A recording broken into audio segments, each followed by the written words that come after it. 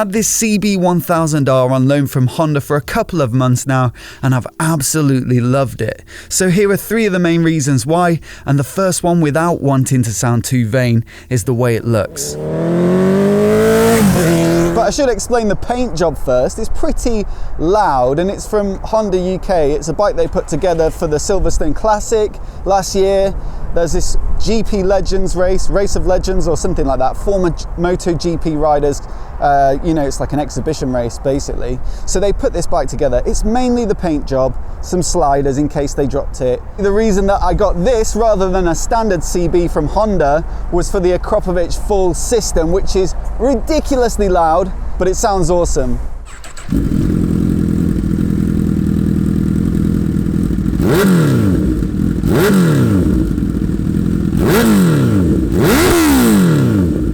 It's not quite my cup of tea, the paint job. The standard colours are black, red, white for 2020 as well, like a block colour choice. I think I'd go for one of those. They look really great, especially in like a stealthy black. I saw this custom black one, it just looked incredible. But yeah, for the full system, I had to get this one. Things I like about how this bike looks: the short front end, the short tail section. It's so stubby and stocky. It looks like a real beefy, hunched over aggressive bike, especially with that high tank, the wide shoulders, and then the big motor. It's that Neo Sports Cafe design language. And you got like the CB125 and 300 and 650, but because it's the biggest, it definitely looks the best. It needs a sort of butch big treatment, and I absolutely love it. Other nice little features: single-sided swing arm. The rear wheel's a work of art in its own right. I don't mind that license plate hanger as well. I think some people don't like those swing arm mounted license plate holders, but it keeps the tail short. I'd maybe see if there was an aftermarket one that was a bit less plasticky, or I don't know, it's a bit bulky, but otherwise I quite like where it's placed. Look, it's just a good looking bike. Out of all the large capacity naked sports bike, it's got to be one of my favorites. It's so tasteful. In fact, it's such a big improvement on the last CB1000. It's a massive improvement. I think it looks great. I hope you can hear me over this full system, but the second thing I love about this bike is the engine. It's not the most high tech. It's actually based on the Fireblade engine from the last generation, which was introduced in 2006. It's been tuned down though, so 143 horsepower, a bit more mid-range, a bit more torque. So when you compare it to the sort of bikes we're getting at the moment, you know, ZH2 supercharged up at 200 horsepower, Ducati Street Fighter V4, 143 doesn't sound like a great deal, but it's just so smooth and so usable. Around town it's not a massive handful, but it still has enough top end, certainly for roads like this, to keep you super entertained. The soundtrack obviously helps with this Akropovich full system. As you can hear, and I've always said the quick shifters, I mean the gearboxes for a start on Hondas are reputedly awesome, and it's true, but also the quick shifter on this bike is one of the best up and down quick shifters I've used. Even at relatively low revs, it works really nicely, and it's just so satisfying to knock through the gearbox.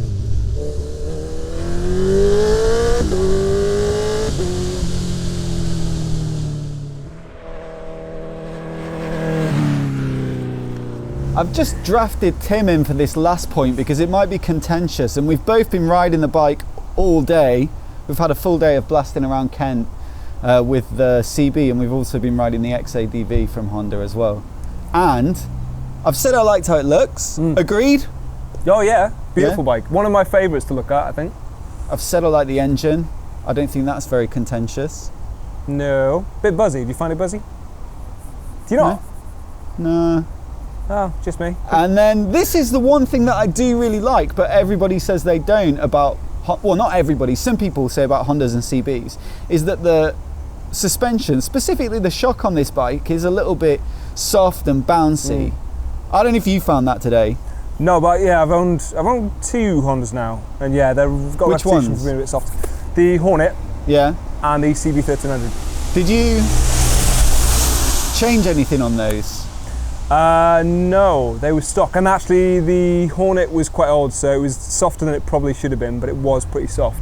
Right. I get the complaint, I understand what they're saying, but as I was saying to you, I don't think for road riding, it's definitely not too soft. No. If you're going to put it on a track, you'll probably find the limitations of it, but I think for road riding, it's not too soft. Maybe that's where people are coming at it from, like the track angle, but I don't really do, around here, we're in Kent, you know, you don't get big, fast sweeping bends like you might in Wales or up in Scotland or whatever. You know, the roads are kind of... but even there, it undulates, you know, it's not completely... Yeah, and they're closed in, and I just don't know if you can take corners at the same speed and really notice the softness in the same way that you would on a track, like you say, or, you know, on some of those bigger bends. But I actually think in this setting, given the road surfaces and the sort of riding that I'm doing, that I kind of really like that it's slightly, for me, on the comfy side. Because, like...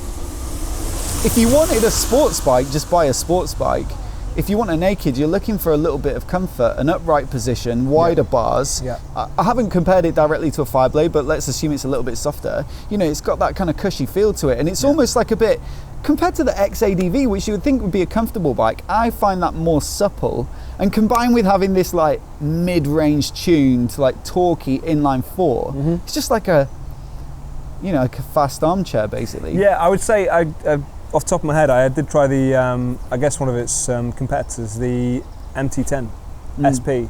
And obviously I know that you can tweak the suspension to make that a bit more comfortable, but that's definitely firmer or harder than this one. Right. But probably too much, actually. Because again, I took on similar roads to what we were on today. Yeah. And when you start going over those little undulations and bumps, it just sort of starts trying to kick you out of the seat, and you can just feel it knocking around a bit. This seems to take it a little bit better. It's definitely more to my taste as well, I would say, the same as you.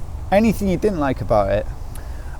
So the things I brought up was the buzziness. It's a weird thing, but yeah, if you get it high on the revs, you can feel it through the foot pegs, which other people have confirmed for me as well. Do you not find that with most bikes? I always find that. Some of them are worse than others, but not all of them. When I was on the Tiger 900 launch, people were saying, oh, if you really rev it up to the red line, and maybe some of the cruising speeds as well, they were saying, oh, it's a bit buzzy, but I'm like, true, it's a motorbike. True, but that kind of engine begs to be revved. Yeah, so true. when you want to get it, maybe you find it more on that one because you're revving it a bit higher, a bit harder, but I find a little bit of buzz through there. The dash may be a little busy first going on there. There was another thing, I can't remember what the other thing was. It's nitpicking. What was the other thing? Last time I went on it, I thought the steering was a little flighty.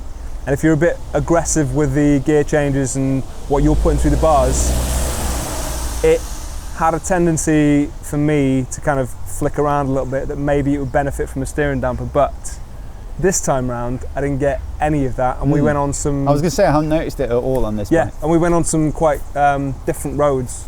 Like little lanes, bit of variety, some faster bends, and... Yeah, even that bit that we were doing like 20 miles an hour, that bike is not made for, it was perfectly comfortable and felt connected to the road. Even with the little bits of gravel and stuff, I didn't really get scared on that thing. But those are little nitpicky bits. I think overall I've just loved having it for... Oh, here he comes again. Nice and slow. Probably trying to park.